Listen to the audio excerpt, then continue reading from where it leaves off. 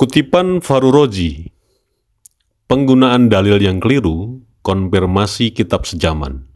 Menurut Glasser dan Strauss, teori atau dalil yang baik, jika dapat diterapkan dengan praktis, dapat dilakukan. Sebagai contoh, silsilah nasab Ma'ad bin Adnan, kakek dari Nabi Muhammad SAW. Apakah nama Ma'ad sebagai anak Adnan dapat dikonfirmasi dengan menggunakan kitab nasab yang ditulis pada zamannya? Apakah ada kitab nasab yang sejaman dengan zaman Adnan? Apakah mereka tokoh fiktif jika tidak terdapat nama-namanya dalam kitab yang sejaman? Bagaimana dengan keturunannya? Seperti Rasulullah SAW, apakah merupakan tokoh fiktif? Dan ini terus diulang-ulang oleh klan Ba'alawi juga para muhibinnya. Dan kemarin saya sudah membuat konten soal Faruroji ini, bahwa dia itu ngawur, sangat ngawur sekali jika Nabi Muhammad SAW itu adalah tokoh fiktif. Untuk lebih jelasnya coba kita lihat narasi dari Dr. Manakem Ali, tentu saja dengan by data, bukan hanya sekedar diksi-diksi yang diputar balikkan untuk menutupi kelemahan. Kita saksikan bagaimana penjelasan dari Dr. Manakem Ali, dan ini sebetulnya sudah berulang-ulang kami suguhkan, tapi untuk meyakinkan lagi bahwa Nabi Muhammad itu bukan tokoh fiktif seperti yang didiksikan oleh Faruroji dan teman-temannya. Kalau begitu, kesimpulannya sederhana. Muhammad tokoh fiktif atau historis? Tokoh historis. Yang mengatakan sebagai tokoh historis siapa? Dokumen Bapak Gereja sendiri. Dokumen Bapak Gereja Purbayang. Dengan pelafalan apa? Mamet. Apa yang disampaikan oleh beliau Profesor Mun Insiri itu hanya mengutip dari buku yang ditulis oleh Judith Koren maupun Nevo, ya, sebagaimana buku yang tadi saya sebutkan, termasuk karya ini. Nah, kita kalau membaca informasi seperti ini tidak perlu alergi sebenarnya, tidak perlu marah dulu, tidak perlu terburu nafsu untuk mengatakan jangan baca buku ini. Karena bagaimanapun juga era sekarang orang bisa membaca buku apapun dalam bentuk digital. Kita bisa akses dalam bentuk buku secara fisik, kita bisa akses. Yang penting kita harus memperluas bacaan kita dan mencari jawaban di antara buku-buku yang kita baca, mana argumentasinya yang lebih valid. Itu yang seharusnya kita eksplorasi. Nah, dalam konteks ini saya mencoba untuk menjawab. Nah, kesimpulannya sederhana tadi Pak Edi. Muhammad sebagai sebuah istilah itu bukan nama orang menurut buku-buku yang menentang keberadaan beliau, Atau nama gelar saja. ya, hanya sebagai gelar. Bahkan Muhammad itu, istilah Muhammad itu sebetulnya gelar dari Yesus Kristus pada generasi kekristenan awal. Menurut mereka begitu. Soalnya namanya terpuji tadi ya. Karena istilahnya yang terpuji. Jadi itu bukan merujuk pada nama orang. Kalau bukan merujuk pada nama orang, hanya merupakan gelar, itu gelar yang secara eksklusif hanya disematkan kepada Yesus Kristus. Kemudian umat Islam masa belakangan membentuk komunitas baru, memunculkan tokoh impian, tokoh imajinatif. Gelar Yesus Kristus itu diadopsi untuk sang tokoh baru ini, yang kemudian diberi nama Muhammad, yang kemudian umat Islam itu melanggengkannya menjadi tokoh Nabi, yang kemudian namanya disebut Nabi Muhammad Sallallahu Alaihi Wasallam. Oke? Jadi itu hanya merupakan gelar. Kalau begini, kira-kira umat Islam marah nggak sama saya? Jangan marah. Saya hanya Membaca menyitir dulu. saja. Saya hanya menyuguhkan data. Ini loh, data di kalangan non-Muslim, akademisi non-Muslim, khususnya akademisi yang disebut para revisionis, ya, untuk meragukan tokoh yang bernama Muhammad Sallallahu Alaihi Wasallam. Itu hanya tokoh fiktif, tokoh impian yang direkayasa untuk melegalkan sebuah komunitas agama baru yang disebut Islam. Dan ini ada kaitannya dengan istilah Islam itu sebagai identitas agama itu baru muncul belakangan, bukan pada masa abad ke-7 Masehi, tapi abad setelah abad ke-7. Oke? Nah, kemudian bagaimana cara menjawabnya? Ya, bagaimana? Nah, ini penting. Kalau ini tidak terjawab, pasti akan terjadi kegelisahan. Kalau terjadi kegelisahan, akan terjadi chaos. Bahkan terjadi kegamangan. Biasa kan? Kalau orang itu kurang literasi, gamang. Marah dulu. Marah. Kemudian langsung melakukan apa itu? Tindakan fisik. Nah, ini yang berbahaya. Dan tidak perlu kita melarang-larang membaca buku. Semua buku kita harus baca. Apapun buku itu, apalagi tapi ini terbitan luar negeri. iya, apalagi buku ini terbitan luar negeri dan harus dicari jawaban yang tepat. Ya. Nah, saya hadir di sini bersama Pak Edi harus bisa memberikan solusi. Kira-kira bagaimana ini jawabannya? Untuk menjawab ini. Ya. Oke. Sekarang Pak Edi harus catat betul bahwa Khalifah Abdul Malik bin Marwan itu berkuasa tahun 687 sampai 705 Masehi. 600 Ya. Berarti abad ke-7 sampai abad ke-8 awal.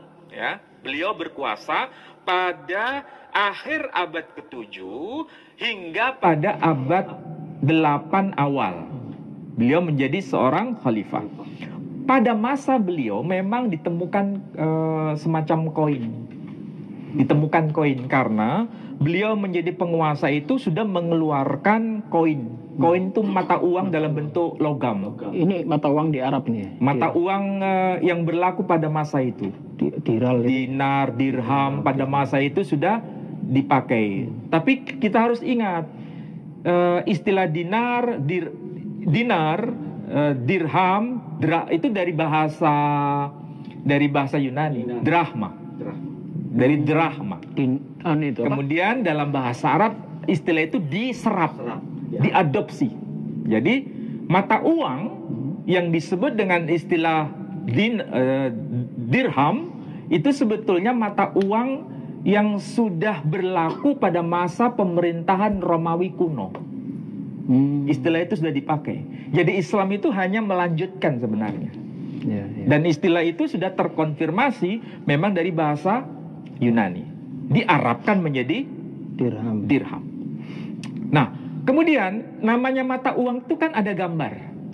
Ada gambar kaisar anu, kaisar itu, kaisar ini dan sebagainya. Atau tulisan. Dan ada tulisan. Dan kebetulan tulisan itu yang memunculkan nama Muhammad itu ada. Oh, ada namanya. Ada.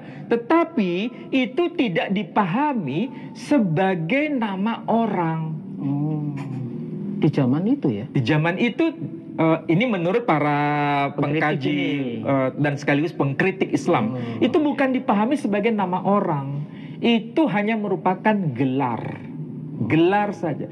Gelar kepada siapa? Gelar kepada sang tokoh utama Yesus Kristus. Karena di situ ada simbol salibnya. Oh, ada salibnya. Ada salibnya. Oh. Jadi logika berpikir waktu itu dan sekaligus para pengkaji era kini menyebutkan kalau ini gambarnya salib, kemudian muncul nama Muhammad di situ, ini tidak mungkin merujuk pada tokoh yang bernama Muhammad Sallallahu Alaihi Wasallam. Karena ini yang mengeluarkan adalah pemerintahan siapa? Tetapi ingat di situ ada simbol salib. berarti ini adalah gelar Yesus Kristus sebetulnya.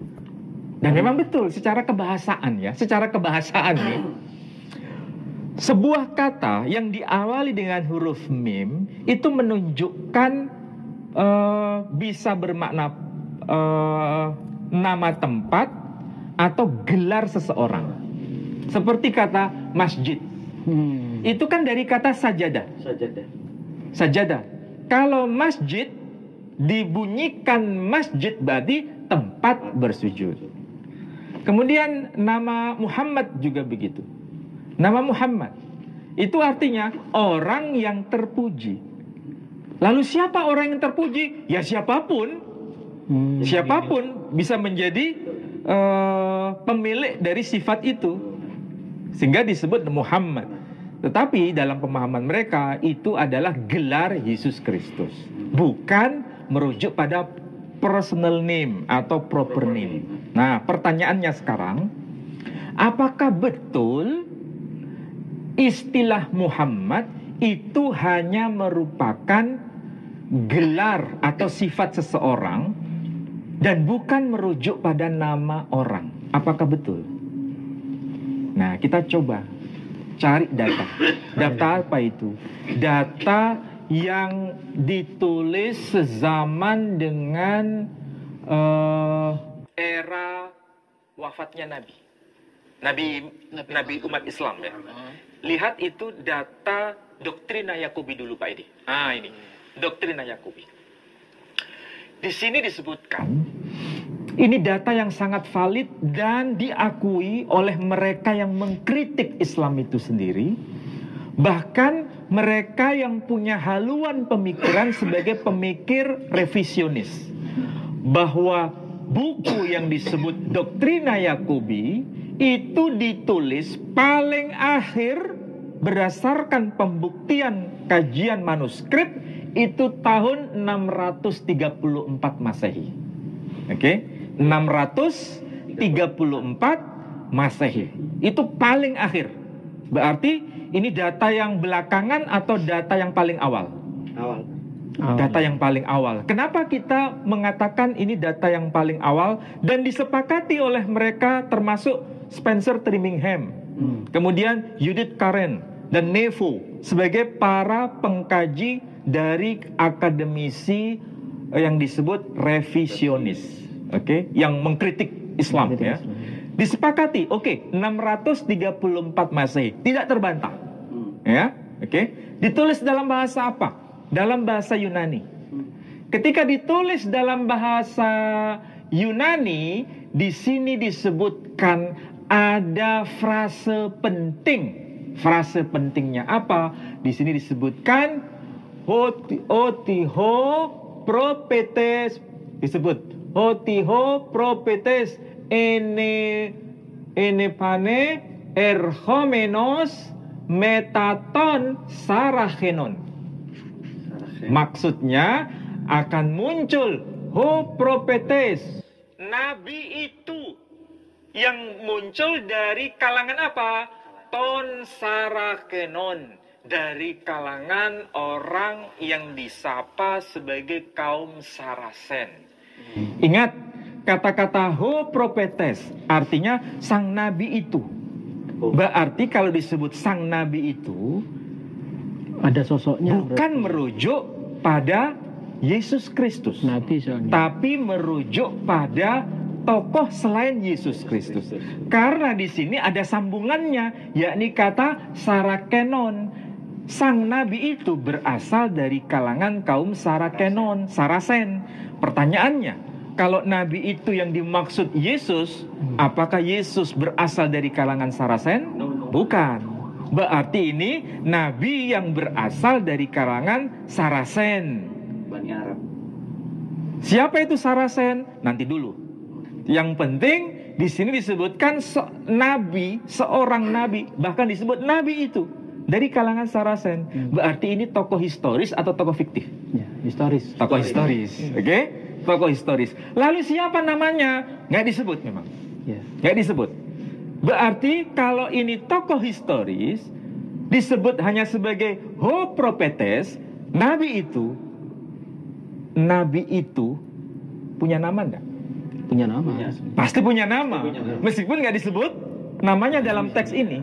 Tapi minimal dokumen ini membuktikan ini tahun 634 Masehi. Nah sekarang kita compare, kita bandingkan dengan data Muslim. Nabi kita ini yang bernama Muhammad Sallallahu Alaihi Wasallam itu lahir tahun 571 Masehi. 571. Meninggal wafat tahun 632 Masehi. Oke? 632 Masehi. Sedangkan Doktrina Yakobi, dokumen ini 634 Masehi. Berarti selisihnya berapa tahun Pak ini? 2 tahun. Nah, cuma 2 tahun. Berarti selisih 2 tahun itu tidak terlalu signifikan. Sangat begitu dekat antara sang tokoh yang disapa dengan sang nabi itu yang berasal dari kalangan Saracen. Memang ini adalah tokoh historis, bukan tokoh imajinatif, bukan tokoh fiktif. Yang menjadi teka-teki siapa namanya, itu kan? Nah ternyata namanya nanti disebut pada dokumen berikutnya. Silakan Pak Edi, dokumen berikutnya. Nah, ya, dokumen berikutnya ini adalah dokumen yang ditulis dalam bahasa Yunani, sama persis seperti dokumen Doktrina Yakobi yang ditulis dalam bahasa Yunani, yang dokumen itu tarikhnya 634 Masehi. Dokumen ini karya siapa? Dokumen ini adalah karya seorang doktor teologi, Bapak Gereja Purba. Siapa beliau? Namanya John Damaskini atau John Damascus atau Yohanes Damascus. Jadi kalau saudara kita kaum Katolik, Kristen Katolik ataupun Kristen Ortodok, dokumen ini dianggap yang paling sahih di antara dokumen-dokumen yang lain. Coba bayangkan, kalau ini dianggap dokumen yang paling sahih baik di kalangan Kristen Ortodok maupun Kristen Katolik, berarti ada nggak yang membantah? Nggak ada. Bahkan saudara kita kaum Kristen Protestan pun tidak meragukan dokumen ini, karena ini dokumen yang sangat valid. Bapak Gereja Purba yang hidup pada masa abad ke-7 hingga abad ke-8 awal. Nah, sekarang kapan John Damascus atau Yohanes Damascus dilahirkan? Beliau lahir tahun 675 Masehi. 675 Masehi. Meninggal tahun 749 Masehi. Ya. 749 Masehi. Meninggal, wafat. Lahir tahun 675 Masehi. Sekarang kita lihat di dokumen Yohanes Damascus, ketika bicara the heresy, ini kaum bidat. Kaum bidat yang disapa dalam bahasa Ibrani dengan sebutan Yishmaelim atau Ismailite kalau bahasa Inggrisnya. Kaum Ismailite, orang-orang Ismail. Nah, di sini disebutkan ada satu istilah. Ini istilah merujuk pada gelar atau merujuk pada nama orang. Lihat di sini, ada kata Mamet Eponomatsomenos. Ada Mamet Eponomatsomenos. Kalau diterjemahkan, ada orang yang bernama Mamet. Oh, gitu. Berarti kalau begitu, ini gelar atau nama orang? Orang memang. Nama orang. Tapi nama orang ini dalam bahasa Yunani kenapa disebut Mamet? Karena ingat, bahasa Yunani tidak mengenal huruf H. H-nya nggak ada. H-nya jadi hilang. Muham. Jadi Mumet. H. Huruf H hilang. Karena huruf H itu adanya dalam bahasa Arab dan adanya dalam bahasa Ibrani. Huruf het. Kalau bahasa Arabnya ha. Kalau disebut bahasa Arabnya Muhammad, Bahasa Ibraninya Mohamed. ya sama, bisa Mahmad, bisa Mehmet, ya kan? Bisa Muhammad. Jadi huruf hanya ada. Tapi bahasa Yunani huruf H jadi hilang. Sama seperti Abraham. Dalam bahasa Ibrani muncul kata Abraham. Tapi kalau Yunani huruf hanya hilang. Jadi apa? Abram. Oke? Berarti itu nama orang. Okay. Dengan demikian, Mamet eponomatsomenos itu bermakna ada orang yang bernama Mamet. Berarti ini nama orang, bukan gelar. Lalu ini kepada siapa? Apakah ini gelar Yesus Kristus? Bukan, nama orang. Bukan. Jadi kalau begitu, kesimpulannya sederhana. Adakah gelar Mamet yang dialamatkan kepada Yesus Kristus dalam dokumen bahasa Yunani? Zero. Tidak ada. Berarti orang yang berkata gelar Mamet itu sebagai gelar kehormatan kepada Yesus Kristus terbantahkan dengan dokumen ini. Dokumen gereja membuktikan bahwa istilah Mamet itu bukan gelar Yesus Kristus, tapi ini adalah tokoh lain, nama orang yang sebetulnya tidak ada kaitan dengan kekristenan. Tidak ada kaitan dengan figur kekristenan. Oke? Kita lanjut di sini.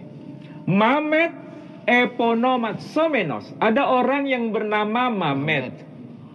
Hostete palaya kainea diateke perituhon. Nah, di sini dia orang yang menguasai apa?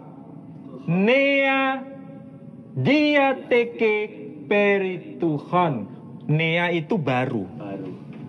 Diateke lama. Jadi dia itu orang yang menguasai perjanjian baru dan perjanjian lama. Maksudnya dia menguasai gitu. Dia menguasai. Berarti Nabi Muhammad itu dikatakan Nabi menguasai kitab ya? Menjiplak.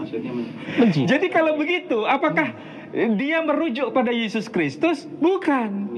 Tapi orang yang dia itu diasumsikan, didakwa, dikatakan sebagai orang yang menguasai nia diateke perituhon, menguasai kitab-kitab perjanjian baru maupun kitab-kitab perjanjian lama. Ini siapa ini? Mamet yang dalam bahasa Turki menjadi Mehmet. Iya, Turki Mehmet. Dalam bahasa Turki disebut Mehmet. Siapa Mehmet? Muhammad. Dalam bahasa Yunani Mamet. Oke, kalau begitu sekarang kita cross check. Ini tulisan John Damaskini atau Yohanes Damaskus. Tahun 675 Masehi dilahirkan, meninggal tahun 749 Masehi.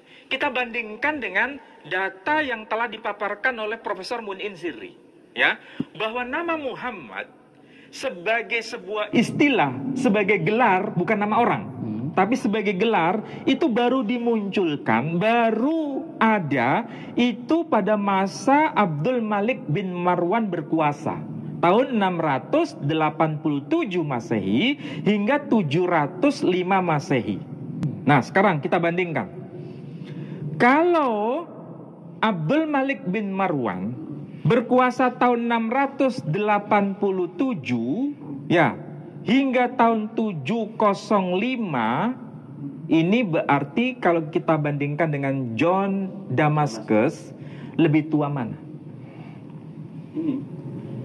Kalau John Damaskus meninggal tahun 749 Masehi. Oke. Sedangkan Abdul Malik bin Marwan berkuasa hingga tahun 705 Masehi. Berarti kalau begitu penjelasan ini yang mengatakan ini hanya merupakan kata sifat, ditolak enggak dengan pernyataan oleh Yohanes Damaskus? Ditolak. Bahwa itu bukan gelar. ini merupakan nama orang. Kalau begitu, kesimpulannya sederhana. Muhammad tokoh fiktif atau historis? Ya. Tokoh historis.